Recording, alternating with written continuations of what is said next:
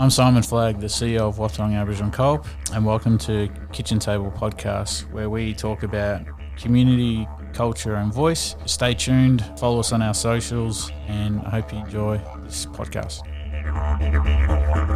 All right, so we're back at our Kitchen Table Podcast.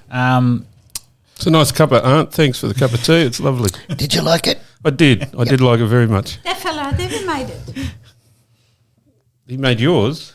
No, I made mine. Made hers. Anyway, it was a nice cup of tea. That's great. So there's a couple of things I wanted just to chat with you about and get your view. So in the foundation of the setup of this organisation, we've talked about a long time about self-determination. Community created this organisation to be a home for community and a safe space for us to come together, learn about culture and just be around other Aboriginal people. Now, over the journey of our 43 years, we've obviously looked at our foundations and what we want to stand for, and currently two of the key foundations that we have are community and culture. And the board has been really adamant in leading this space around being community focused and this being an organisation for community again. And Aunty, Wendy and other board members have been really adamant around culture becoming a cultural governance and how we implement our culture back into this place, not just creating a culture for the organisation, but embedding key elements of Aboriginal culture back into it. And we had a bit of both of that at this year's NAIDOC event, and the theme was obviously really aligned with that as well, is, you know, for our elders. And so we had a ceremony where you were all obviously surprised. You knew about the project we were doing with the possum skin cloak and the importance of that. You just didn't know that it was going to happen on that day. And obviously that was a deliberate part from us because we wanted you to have an experience and a very culturally, let's just put it as a very culturally emotional day. And I was privileged to be part of it. What was it like for yourselves to one, see the start of the project, but then two, to be presented, participate in smoking them, and then being the first board members to wear a cloak that's going to be handed down from board member to board member, and creating our own governance mechanism that holds our community and our culture in place? Like, how was that experience for you? For me, it was the beginning process of replanting a seed in regards to cultural processes taking place, and the significance for me of the possum skin cloak, even though it was a full possum skin cloak, the first skin of the cloak is going to be the first seed of the story of my journey as a board member on it. And so therefore it takes me back to the beginning of birth, our birth, and the first possum skin that we get at birth, and then that tells the first year of our journey as we walk on country, as we're on country. So the gift of the possum skin cloak and the replanting of the cultural seed in regards with that was, for me, is so significant in regards to my responsibility that community has gifted upon me. So it was very significant from my perspective. Yeah, it's great to hear. For me, I knew about the cloak, but I didn't know when we're going to get it. But for me to wear the cloaks, it's a whole different thing because being Wathaurong, the cloaks traditionally to us and other mobs is protection, shelter and growth with family, and we wore them with pride. So to be presented with the cloak that traditionally was protection from the cooperative gave me honour but it also made me humble. And when I looked at the photos, somebody commented I wasn't looking up, but I was looking at the ground because it made me humbled, honoured, and I know that I've got it while I'm a director. Then my knowledge that I have, I pass on through that cloak when I'm no longer a director. So it was surprising. I'd already had my shawl on me, and then to get the cloak, it was, very humbling. That's the only, I don't know whether that's the right word, honoured and humbled all at the same time, and those two don't go together. I don't know why. I think I relate back to Simon's statement in relation to centering culture at the core of our business as an organisation, and I felt overwhelmed, and there was a real silence amongst the crowd that were there. We had a big crowd there, and there was a silence, and it was a quiet ceremony. But I think it's a very important component to start journeying boards' experiences at that level, because things get written down, but this is not only writing it down, marking the skin, but it's also leaving space for other people to add their etching of the story. I was out on country out at Aunty last week, and the young people who were there on the day were so proud to observe the ceremony and the placing of cloaks on our shoulders, and they were really proud and, brought tears to their eyes, so it says a lot. Yeah, I think, and Lisa's role in it was amazing, how she cloaked us up and getting it right in its position on our shoulders.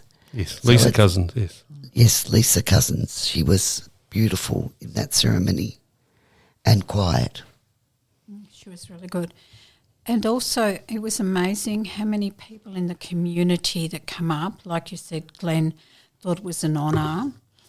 But I believe the best part is when I have to hand my cloak on to somebody else, it's me actually handing it on, which is a cultural relevance. It's not me just giving it back for somebody else to hand on a cloak that I've worn during my time. It's my way culturally is giving them the blessing to take forward the cloak to grow more than what we've done in our term on a cultural basis, and to look after the cloak for their term so they then can hand it on to the next person. And eventually I'm hoping my biggest dream is the youth end up being the directors of the organisation, because the impact it made on them. And, I had community members coming up to me later crying because they'd never seen anything so beautiful as of what they'd just seen. And as you said, Wendy, it was very quiet. Nobody made any noises or nothing. It was just brilliant, but it's culturally relevant, which is what, as a board, we're looking at. But next time, I believe we should have been a little bit warned, or I should have been a little bit warned. I don't know about the rest of the directors, but I told Simon that, why didn't you warn me? I would have liked that, because people know I don't like surprises. I don't deal well with the surprises. But it was one of the best surprises I could have got. But as I said, the not looking at the cameras, and Wendy was the same as me. So we were both, I say we were both in thought with them on, something like that. Isn't what you'd reckon that too, Wendy? Because Wendy and I have discussed this afterwards, how everybody else was looking at the camera and us two weren't. At one photo we were looking at each other as though, wow, it's, I don't, yeah, you can jump in and say your bit, but I don't know what the feeling was, Wendy. It was there. And I felt very close to the sand. No, that's exactly right, Judy. I didn't know which way to look, really, in the end, because I wasn't going to cry like Simon, because he does enough crying for us. Yes, he does. So we don't need to waste any more tears, but it was beautiful. He's young, he's allowed to cry. I guess that is great to hear, and I'm glad it got those reactions, because that's exactly how it felt coming up with a concept, and like it's everything we envisaged it would be. But for me, it was also about the journey getting there. And when we started to develop this, having the first discussions with Aunty Lisa and then Aunty Vicky, and then probably most important, working with the community members that came and started to make the cloaks. Because the community made the cloaks for the board. The board didn't make the cloaks, and we didn't. So the community put their love in it to make the cloaks that they knew that their board of directors that they've voted in, because we're voted in. So the board they've voted in, they've put the love in that cloak, knowing that it was going to come to us. So that's their love in it to start with, for us to be honoured with that. It's so. I'll sit on my hands. It's definitely their love, but even just being able to participate in it, learn about a cultural practice of how they were made, and be able to now share that with my family. And we're talking about making our own cloak that we can hand from our family down through the generations. But just seeing our community sitting there sewing together and working together and having so much pride about it, learning about culture, practicing, traditional practices, it really is starting to set that foundation of community and culture being the centre of who we are and what we do. And I can see our community is thriving for that and longing for it. And the more projects community want to do with possum skins and the likes, it's amazing to see. But it's also ceremonial. And I think people don't realise how we reconstruct ceremonies from decade to decade to decade. And that is the continuity of our culture. It's not static. But what we do is we bring it in to our world view that we live in today. And the next generation will do that, the next generation. And that is the continuity of our traditional culture, because our culture isn't static. And it adds value, so it plants a seed within the health and well-being of that we are valued, and we are valued from that cultural perspective of responsibility and responsibility that community have given to us. So for me, that's really important. What I was going to ask you, Simon, you were involved with the making of them. I find when I do cultural stuff at home, when we get the mob around, the conversations that happen while you're doing something culturally is invaluable, and it's joining people together as a community, and just to sit back and listen to some of the conversations that come up while you're doing the different, like sewing the possum skins. Somebody might bring a memory back. I remember this as a kid. I remember seeing this. Then others take that on board did that happen through the processes? You know, we weren't there, so we can't say. Yeah, no, it definitely did. It really started, the whole concept really came from Aunty Lisa and Aunty Vicky, where they explained around the whole process of possum skins and their importance and how it nearly had, vanished, and the importance of bringing it back. And when they started back in the 90s around implementing this back and understanding the importance of the possum skin and its protection it provided the community. So they gave us that whole overview, and you could just see from that moment everybody that was in the room was just buzzing, because they were learning, not just learning about our ancestors and practices that they'd done, but they were doing it.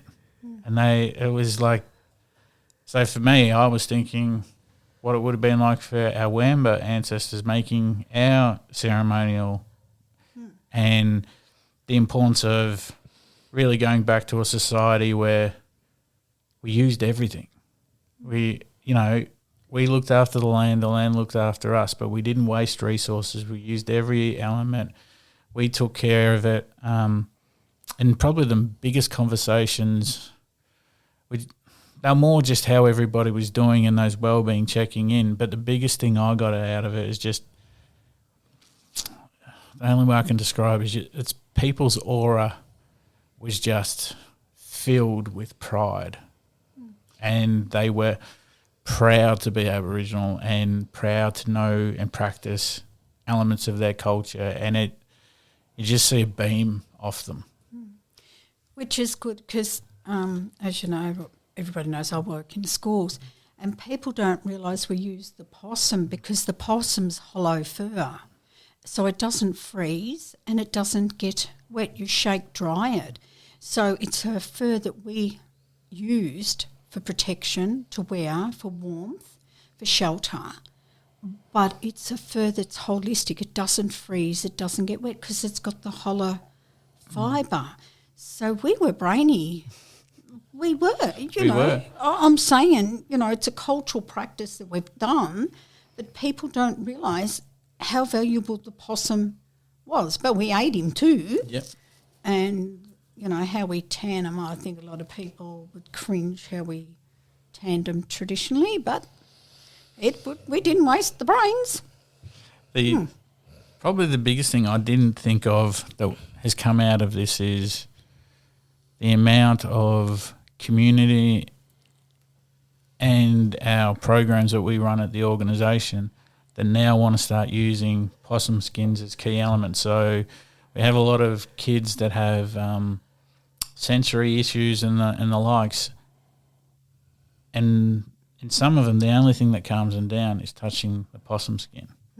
And it's amazing that cultural element can help bring kids back and be able to slowly, calm themselves down, recenter themselves, all based on things that we've done for thousands of years. Yeah. I do that with, I take possums into schools, and I was in a school that one kid, they couldn't sit still to learn. When I got there, her hand used to go into my bag, and she'd sit there, and the whole time she's just feeling the possum, and she learnt. And that was her grounding, and as you said, people don't realise what we've done traditionally, to ground our kids. It's comfort, it's things like that. The kangaroo skin, you feel it's not nothing like this fella. That, But some people, we need to be aware culturally as well. Some people do not have possums as part of their culture. So being an Aboriginal organisation, we need to be conscious of the people that don't have the culture of the possum within their traditional groups.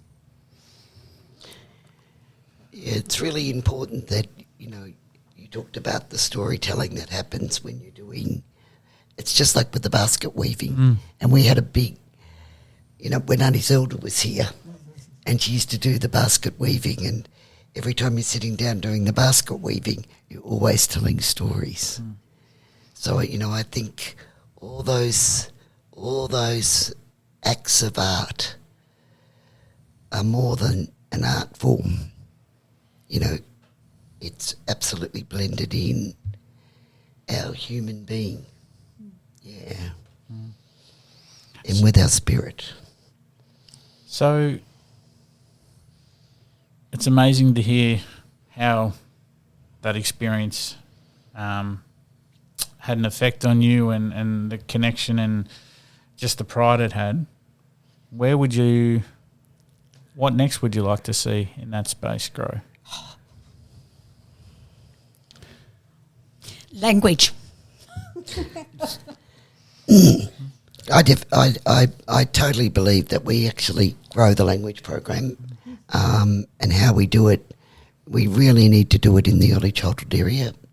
It needs to be resourced appropriately, and I also think that has to cut across with the dancing as well. We really need to expand on our dancing, both young boys and young girls, but get older women involved as well. And really get that going, because our kids are starving for the dancing to really happen, aren't they? So one of the thoughts is planting a seed of a new ceremony. So from my perspective of planting the seeds of a new ceremony of the 5 cultural rings, and working on this new ceremony which incorporates story, song and dance, and presenting it in the full moon of November 2024. So the connection of country and language and law, etc., and beginning from chaos, from when the ancestral beings arrived and shaped chaos into our mother, etc., etc. So kind of, with our men and women, and kind of going on a journey of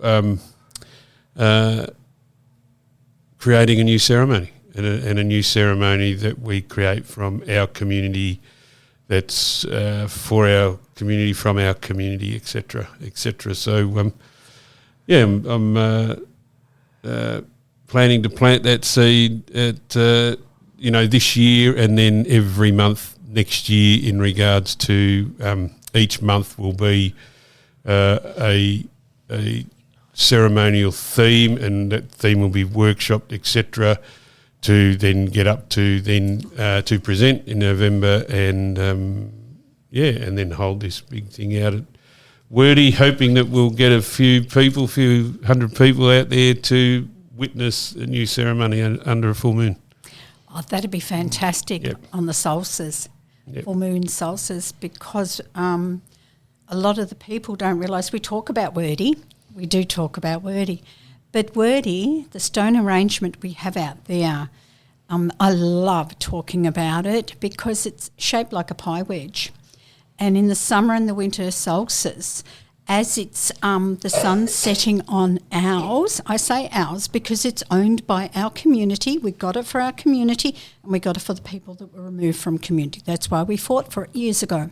But as the sun's setting on ours, it's rising the same time at Stonehenge, and nobody can split the timing. Nobody. We've done the dating, carbon dated, and it comes back older than Stonehenge. The next thing we've got to do is carbon dating. We've got to get somebody to stick sticks in it, in the ground, under it, at night time, to pull it out, to see when the last time it touched the sun. And isn't it fantastic? You want to do that on something that, wow, isn't, oh, I'm buzzed. Sorry. Yeah. Oh, I don't know where to go now. These fellas are going to kick me out. So that's the idea. So there's there's already elements of that, which, because we have the children dancing more. Yep. We've got the language program. Yep. We've got the possum skin making. Yep. Now we might even think about the basket weaving coming back in as well. Basket weaving. And fixing the dance circles out up there. Yep. Our dance group is expanding, so now we've got, Dave Tawney in there working with the young boys. That's only expanding and growing. Christy's been doing a great job with the young women, and she's gotten a lot more older women joining the group. So there's a good, span across that age group, and so that's only going to get bigger and stronger. And so it's just looking at other opportunities where we can strengthen it and celebrate our practices and build our identity stronger as a community, because this sort of stuff, you can just see the pride that it brings to our mob, and that's a credit to yourselves for setting the direction and enabling that as an organisation. That community and culture is a foundation, and if you haven't got that, what are you doing as an Aboriginal organisation? And we've got to do it in little steps, Simon, because once it becomes little steps, it becomes holistic, and then we grow from there. I love Glenn's idea, and he's working on it now. So they're little steps he's making now to make a big progress in. He's not doing it tomorrow. He's doing it, November next year. I've got to make sure I'm in town. Anyway, but they've got to be little steps. We take our community. We have to take our community on the journey of culture, not hit them in the face with culture. Yeah, and not seeing it in isolation of events, but actually incorporating it in our program delivery as well. So that's in our housing program, that's in our health program, that's in our health and wellbeing program, the early childhood program. Every program we incorporate the concepts that we're trying to grow from from this starting point to another starting point, because other people will grow it in different directions. Yes. Yeah. Then we must grow it so it's connected and it's holistic. Absolutely. And considering we're the biggest Aboriginal cooperative in Victoria, because if you count the Melbourne ones, they're state bodies. Outside of Melbourne, Wathaurong Co-operative is the biggest community organisation. We look after the largest number of community, and, we look after community whether they're members or not. We do all that. No other group does that, so that gives us pride in ourselves, and also we're promoting, people joke at me that I'm the biggest merch wearer of Wathaurong cooperative gear. Something new comes out and I see staff in, I go, where's mine or that? And that. And I don't wear it because it's something I don't believe in. I believe totally in Wathaurong. Totally. And when I wear the stuff like this, it's me. It's Wathaurong. It's my community. It's the organisation. It's everything I stand for. So when I see our eagle symbol, nobody knows how much pride, and I'd like other people to learn and be as proud of that as I am. I know it's me. I might be doopy some days, but yeah, it's me. Sorry. Well, community and culture ooze out of you and all the board, and it's just a privilege to be able to work next to you and get to see that, and you give us the direction, and we work around trying to make that direction a reality. And all I can say is thank you for providing us the platform to keep building in these elements and making us a stronger organisation and a stronger community. And you should really be proud of what you've been able to help redirect and create, because we are becoming the organisation our community needs, deserves and wants. So thank you for that, and I think really on those 2 points that's enough for us to cover for today. But community and culture, you've definitely set the foundations there for us, so thank you.